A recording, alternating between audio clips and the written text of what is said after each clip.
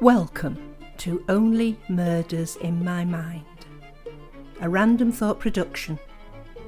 Hi, I'm Carol Bissett, a crime writer, and I invite you with my co-presenters, Liz Hedgecock and Mike Jackson, each week to our conversations on all things murderous. So welcome to Only Murders in Our Mind with our co-presenters Liz Hedgecock. Hello. And Mike Jackson. Hi, Carol. And today we're very, very pleased to have in the studio virtually Paula Harmon, who Hello. is a prolific writer of crime set in different time zones. She's a bit of a Doctor Who, aren't you? Oh, I wish. I wanted to be his assistant. That was what I really wanted. Especially when it's David Tennant. Oh, yeah. I've got a picture of David Tennant up here. He wrote to me. Anyway, that's another story. Yeah, we do go off on a tangent sometimes. I was looking at your bio and I'm very impressed with the stuff that you've written. The stuff that I'm very familiar with is the stuff that you've co-written with Liz, which I've thoroughly enjoyed. So, Paula, you have written some series with Liz Hedgecock. You've co-written them, haven't you? How did that come about? If you don't mind me asking. No, that's fine. We always dispute this. But the bit we don't dispute about is the fact that we met through a Facebook group for writers, and we exchanged books to read. Will you read my book and give some feedback? Will you read my book and give some feedback? The two books are quite different. I think Liz's was one of her Sherlock Holmes books, and mine was a memoir about my dad. And so they're quite different. But we got to be friends as a result, and I think we realised that we liked the same sorts of things. We liked women's history, we liked Victoriana, etc., etc. And so in a general conversation, I swear that Liz said to me, do you fancy co-writing a book? And I thought, oh gosh, that sounds scary but interesting, and she swears it's the other way around. So, you know. It was, that's why. But I drink real tea, so I'm sort of conscious. So we went from there, and I think at some point or other we had a phone call, because we hadn't met each other at all. We live at other ends of the country, hence the fact that I'm not with you in your studio. I'm virtual from Dorset. And we had a conversation by phone, and we talked through what we liked, what we didn't like, what we thought would work. And we decided, sorry, Liz, you can chip in at any time, because, as I start talking, I won't stop, that we would take a character each and we would write a chapter each from her perspective, because that way we sort of regained our own bit of control. We had our own character. We could build her up. And obviously, at some point or other, the two characters intermingle. And that's what we did. And I think, I don't know why I started the first one as an idea. This is where Liz will probably say, because it was my idea in the first place, but I don't know. No, it was definitely your idea, because it was the black tulip, wasn't it? Well, no, I remember. So the title was mine, but I don't remember. Anyway, so I one of my lunch hours then just got inspired and wrote down this letter being sent by somebody to one of the characters, and I messaged it to Liz, and that's really where we started off with that. Yes. The first one, because I think we'd thrown around some ideas and nothing had seemed to work quite as we wanted to. And I think I was the one who said, what about if we had a pair of female detectives but they were a bit of an odd couple? So I think that was where Castor and Fleet came from, which was our first series together. I'm just going to pop in with questions every now and again, if that's okay. How much planning did you do beforehand? With the first one, probably not a huge amount.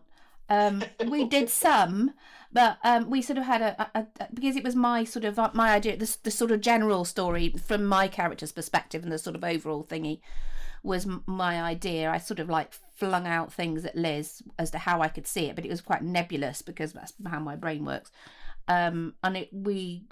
The way we wrote, I wrote a chapter, sent it to Liz, Liz wrote the next chapter, sent it back, and we sort of did ping pong.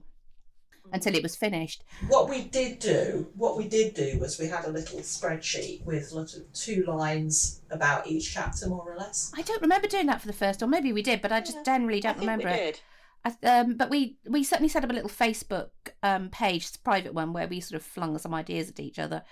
And that's how but after that we sort of realised we needed to pin it down a bit harder. I think partly because after the first one you needed to know where you were going with them. And we got stricter and stricter about it, more and more plotty, I think, as we went along. I like that plotty. Oh, yes. Can I ask, how difficult was it not to sort of go back and edit what the other person, if you did one chapter and Liz did another, were you very strict with yourself about not trying to go back and edit, but to get the whole thing finished and then do the edit? Yeah, we were. I think if there was something that really came up that was a surprise, that we might have said something like, I wasn't expecting that, and so I'm going to possibly it won't come out. People getting murdered. Yeah, no. Apart from that, I know she's never forgiven me for killing somebody. She deserved to die. But anyway, there were other things that happened, and I would say, well, I wasn't expecting that. I don't think that's what she'd do, but I'll just carry on the next chapter, assuming that we've changed that little bit, that tweak, because it was only minor, and we tweaked it. We carried on the momentum, and then we edited at the end. Yeah, I think our mantra was pretty much, we'll fix it at the edit. So, and sometimes it's quite a challenge if your character's been unexpectedly sent to Eastbourne and you're like, well, what am I going to do now? I'm away from the action. You can paddle. Yeah. Yeah, I think that there was. I mean, we've got a bit sharper about it now, so we will probably make notes in the previous chapter as we send it back and forth, so we can remember when we do edit because otherwise you can't remember what it was you'd said, and it might have resolved itself anyway. But if you've made a note, you can. I think initially, as I say, we're just more planny now than we were initially. Well, I mean, originally we didn't know it was going to be a series. It was going to be a book, and then The Black Tulip. Yeah, Case of the Black Tulips. Yeah. And I think part way through I kind of said, you know what, I think this could be more than one book. I think this could be as many as 3 books. And we didn't want to stop. When we stopped it, we just didn't want to stop right. We wanted to know what happened to them next ourselves, and we just carried on. So, Wasn't there 6? There are 6. Yes, I thought there were. 6 and a novelette. Ooh. So, I know. But, because I think we were just finishing up, and Paula had said, I'd love to do something set in a music hall. I was like, right, book 2. Yes. So ideas a go-go. Yes, so that was the Case of the Runaway Client. Well, I've had a great film with. I find I've read the modern ones that you've done, and I find it seamless. I don't know who's written which chapters, so I think that speaks highly of the way that you work together.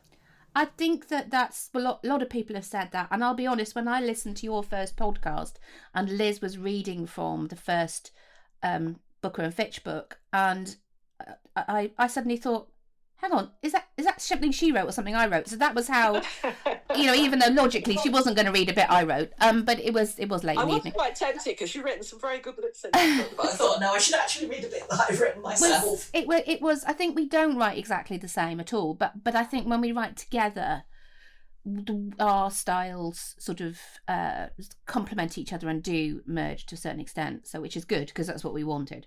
And I think the other thing is, being as we each have a different character, a little bit of variance is what you'd expect. So because they're not going to speak in the same way, or that's what gives it more depth, isn't it? The fact that 2 people are writing the 2, you've both got a main character each. Mm-hmm.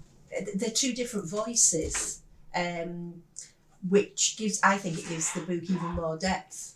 I think they can effectively feel for each other in a way that perhaps if you were writing them as an individual, you might not be able to express that. I think you can sort of make your character think, what on earth is she doing now, or feel really sorry for her, or want to give her a shake, or something like that, in a way that would be harder to write if you were writing both of those characters, because you'd have to be invested in both of them. Whereas if you're invested in one, you're reacting to the other one as if she's your friend, and you think, you know, oh, I'm sorry she's going through this, I just want to support her, or for goodness sake, woman, pull yourself together, or whatever, you know. So, and yeah, I think that has. I was refreshing my memory of a bit of The Case of the Black Tulips earlier, and there was a bit where Connie's a bit torn between, you know, it's all got a bit fraught, and I want to go and like comfort Catherine, and but I mean, Albert's right here, and I can talk to him now, and yes, we can sort it out. And she's a bit, you know, I'm torn. And then it cuts to Catherine, who's like, I wish the pair of them would concentrate. I mean, I'm amazed at the speed that you write these books. And I think I spoke to Liz about it originally, and she was saying you were quite amazed how quickly you got through the first book because of the turnaround, wasn't it? You know. Yes. Well, we talked about it all very carefully in our initial kind of chat. I think we'd agreed that we'd write a chapter a week. So yeah, that's what I mean. Every chapter there would be every week there would be a new chapter, like going one way or going up or down the country. Obviously, my chapters would go faster because they're going downhill.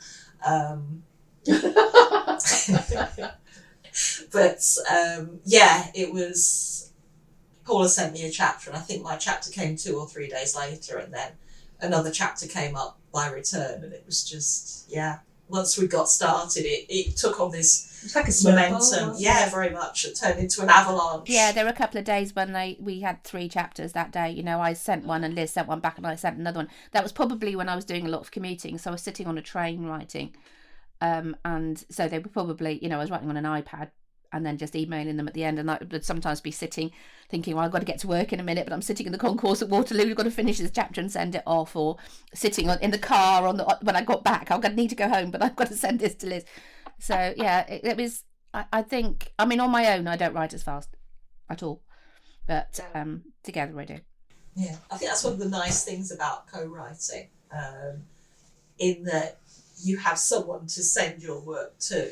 And also that feeling of I can't let her down because I know she's waiting for this chapter, and you know, unless I do that, the story can't continue. If she's going to come downhill and hit me because I haven't given her a turn, she's, you know, it's going to be fast. Have I ever done that? Well, no, because it's a long way. That is true. Yes.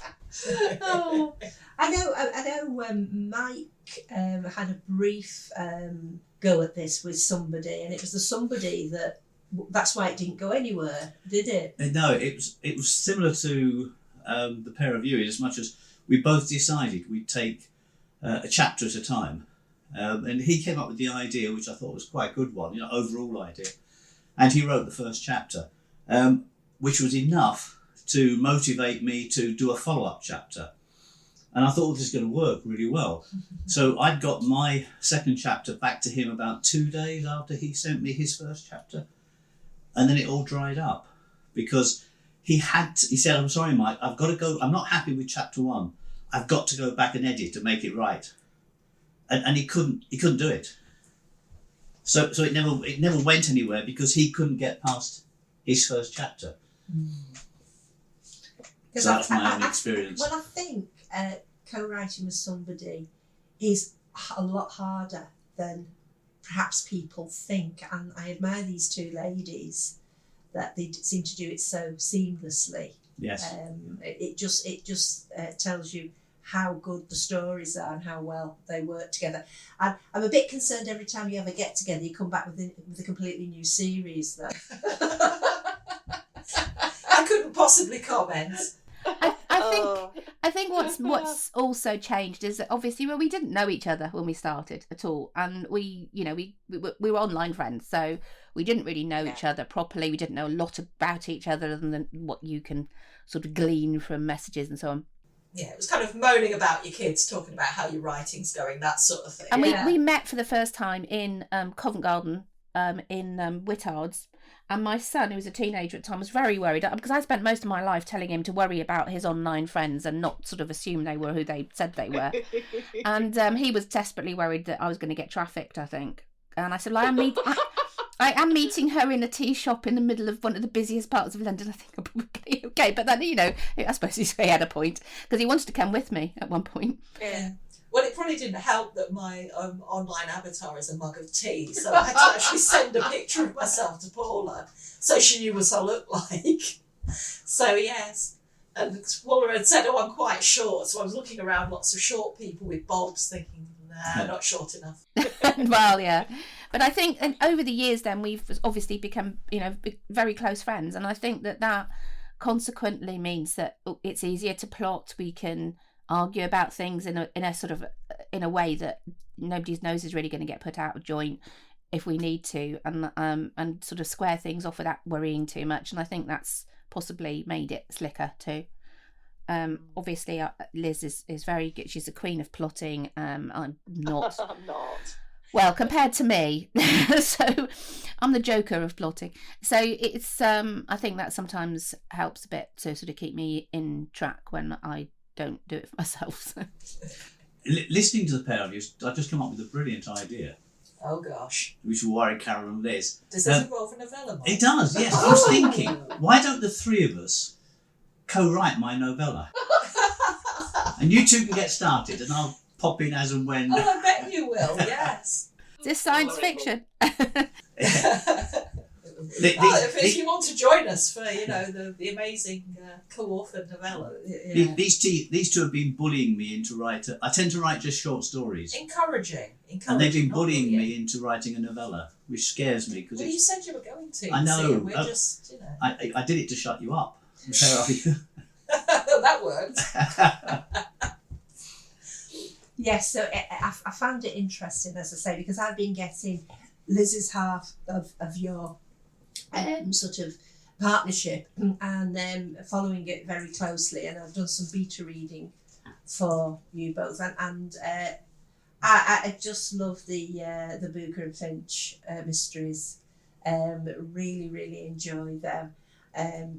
And yeah, I just think it'd make a great television series. Oh yes, absolutely, please, yes, definitely. If anyone's listening. And you fancy making, a TV series with two more mature protagonists. Set in Worcester, that's what we want. Set in a lovely, or Shrewsbury. Shrewsbury would also work. Yeah. Set in a lovely market town.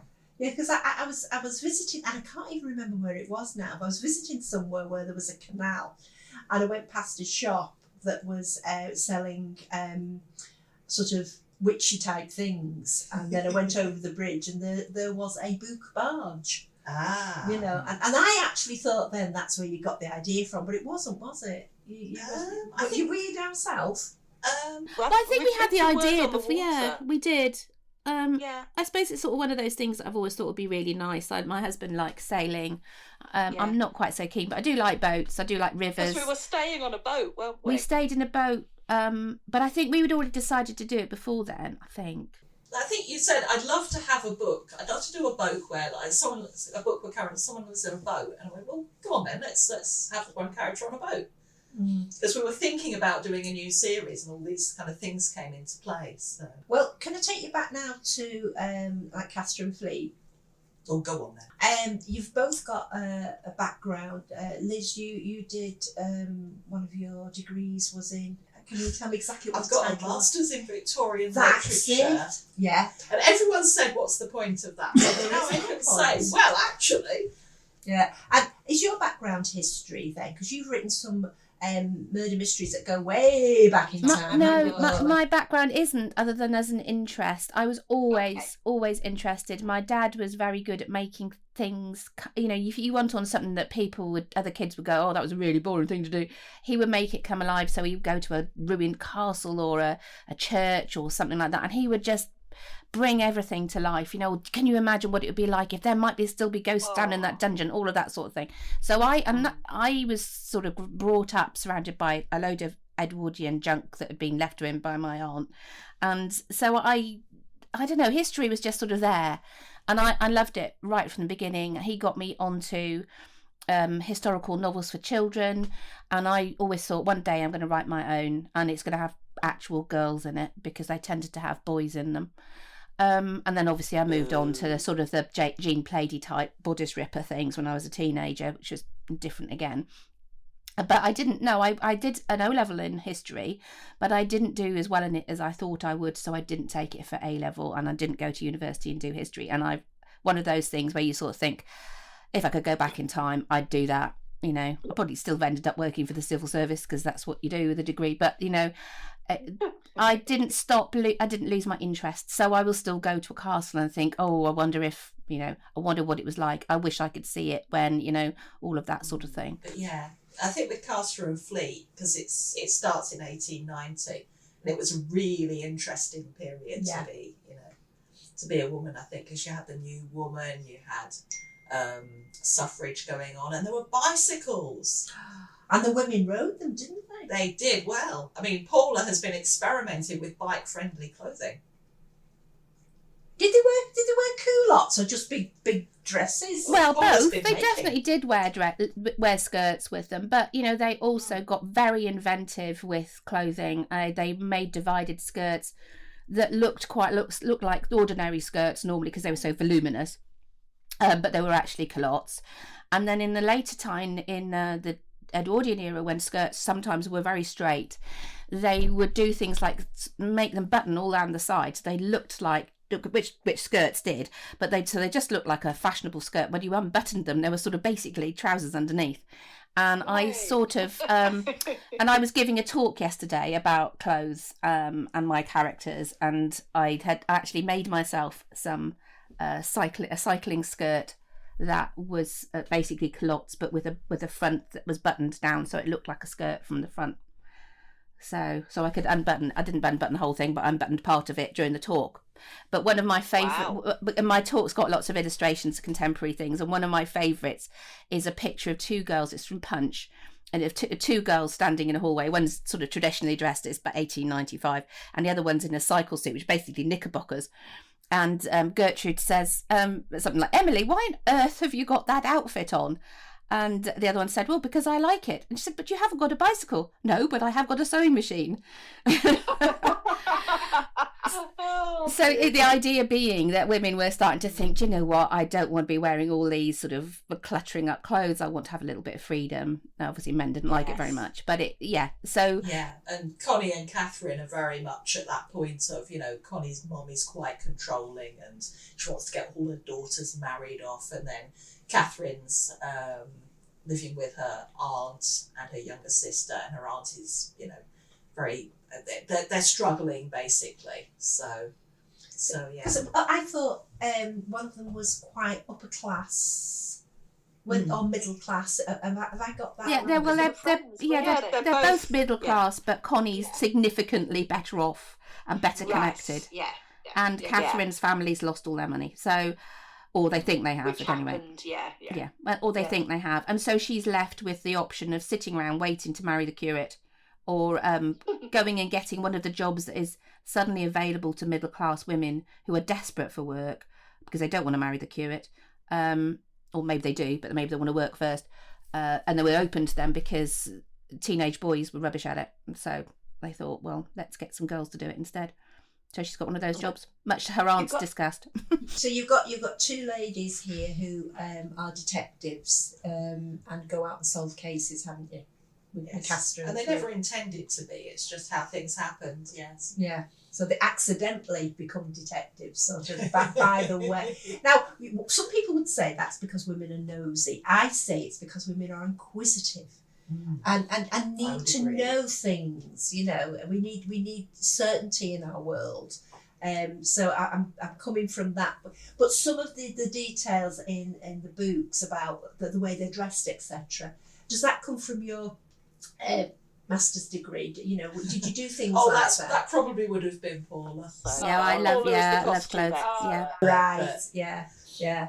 I suppose the thing is, my master's degree was very much, you know, we're going to study the literature, and you might do some non-fiction along with that, but it was very, very literature focused rather than looking at the time more generally. Right. So, what people did and everything. Yeah, and some of it is, you know, I've learned more and more and more as I've written more books about it, because you go and research specific things. Yeah. So, yeah.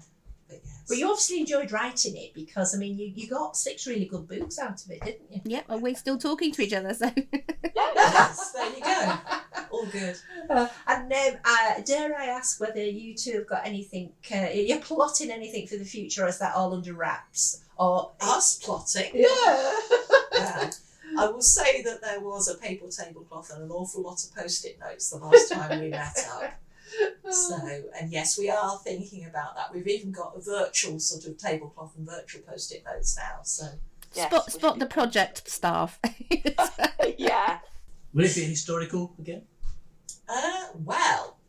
There are possibly two things in the pipeline.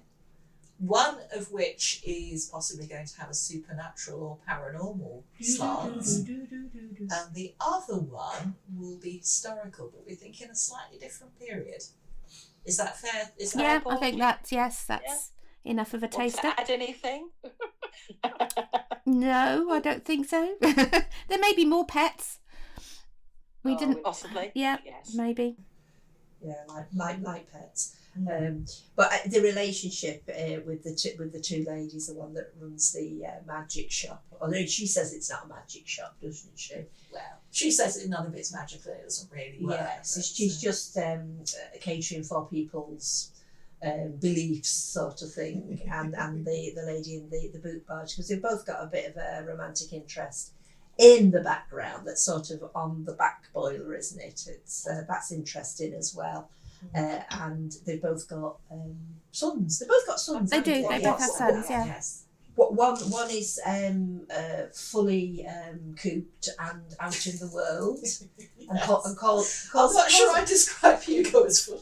Oh, I don't know. I think he's more switched on than he comes across as. He doesn't he? He calls her mummy. Yes, he I does. love that. I can just picture him. I really can. And the other one's just a normal teenager going through all the angst that they do, worrying about going off to college and things like that. Yes. Oh yeah, I'm really into these characters.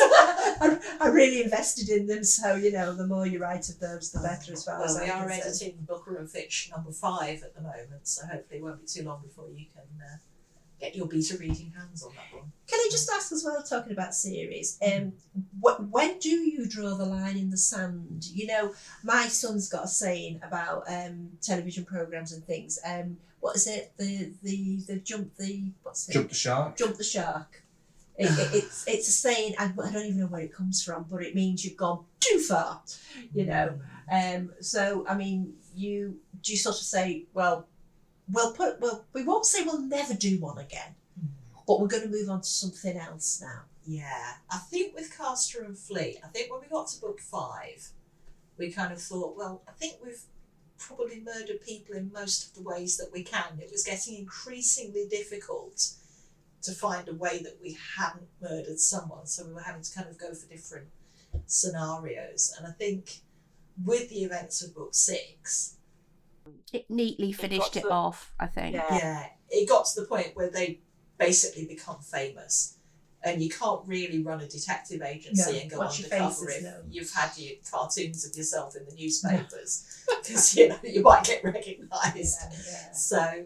So yeah, that for us, I think what we agreed was, at that point, we're not saying we'll ever go back to them, but if we do, it will be after some time, and they will be different, and it won't be the same kind of series. Yeah, excellent. So Yeah. therefore, it might have the same characters, but it would be a different series. Yeah. I think we had pretty much every late Victorian trope we could possibly think of in those 6 books. We had fog, a music hall, bicycles, a little, well, not very much suffrage, but a little bit.